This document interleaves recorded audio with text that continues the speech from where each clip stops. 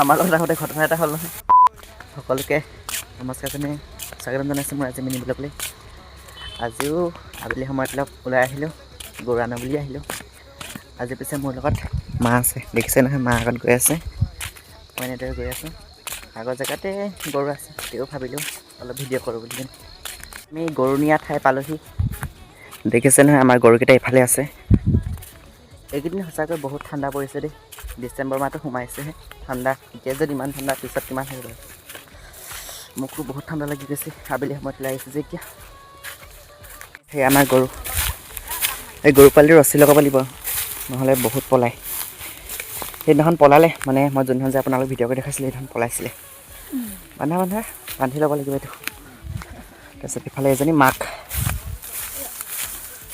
পাৰিছা নাই? চটপটীয়া নহয়। সেয়াই আৰু আমাৰ গাঁও। আমাৰ লগত আগতে ঘটনা এটা হ'ল নহয়। দেখিছে নে মাৰ চেন্দেল চিঙি থাকিলে আহোঁতে, নতুন চেন্দেল আছিলে বোলে। কি ক'ব আৰু, ব'লা ব'লা ঘৰলৈ বুলি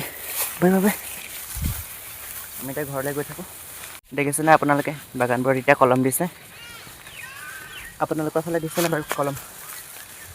জনাবচোন। আমাৰ এইফালে আকৌ দিব আৰম্ভ কৰিছে, আমাৰ নহয় বাৰু বাগানখিনি।